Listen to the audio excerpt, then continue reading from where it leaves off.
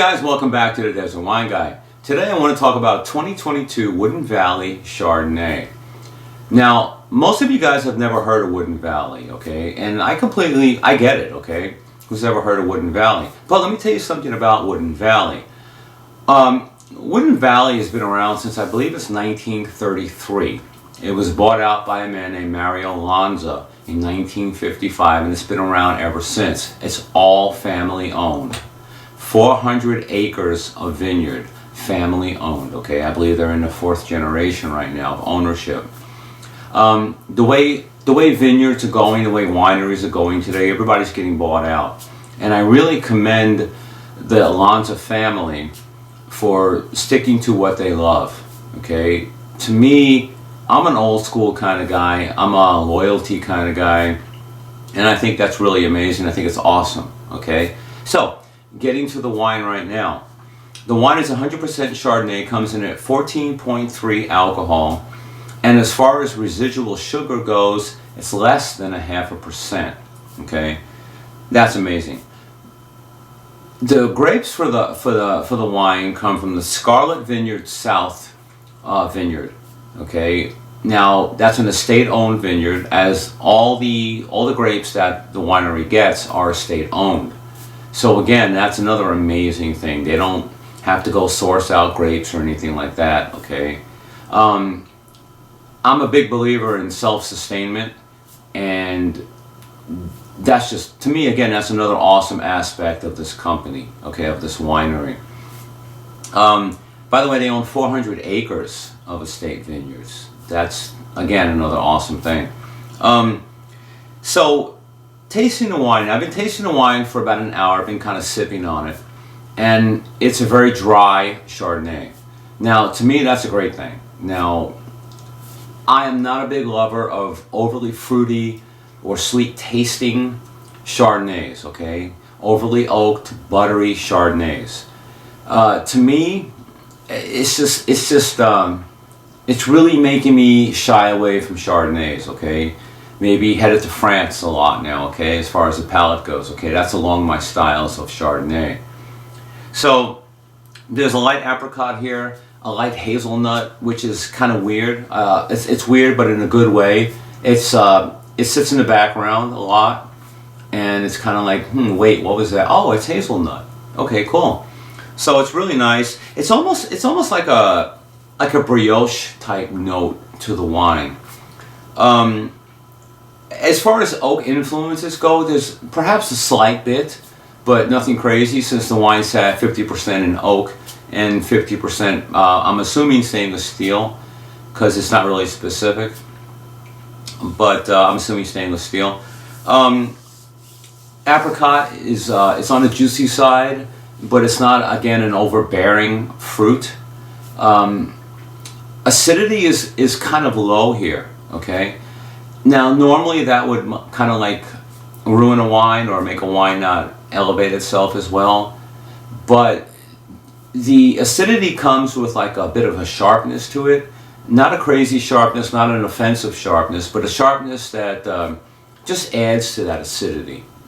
Okay, but if you really stop and take your time to actually taste the wine, the acidity is low on it.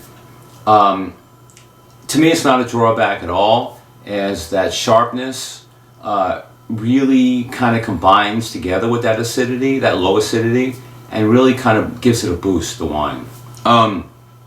There's a semi-brightness to the wine, but not your typical Chardonnay brightness, fruit brightness that you're tasting now from California, which, if you're like me, is really pushing me away from American Chardonnay in general, as that's not my preferred style. This is a very clean, wonderful wine. Now, there's something I want you guys to know. I'm not beholden to anybody, okay? I don't get paid for what I do. I have a full-time job.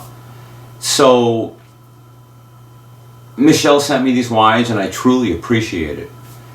However, if the wine was bad, I would tell you the wine is bad. I don't care for it.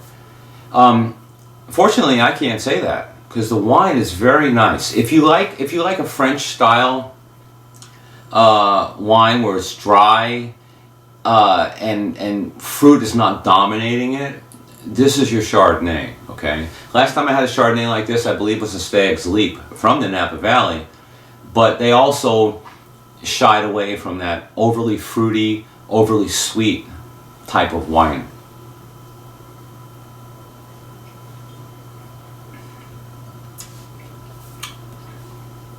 It's a very beautiful wine. There's a slight hint of pear that is really in the background, but it's just enough presented to let you know it's there. The one thing I have to say about the wine is being at 14.3%. Occasionally there is like a slight sting of the alcohol, but it's nothing crazy, so don't get me wrong, it's nothing crazy, it's nothing that's going to have you put the glass down and walk away from the wine.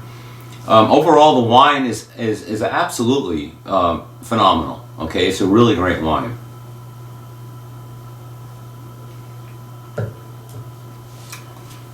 Butteriness, okay?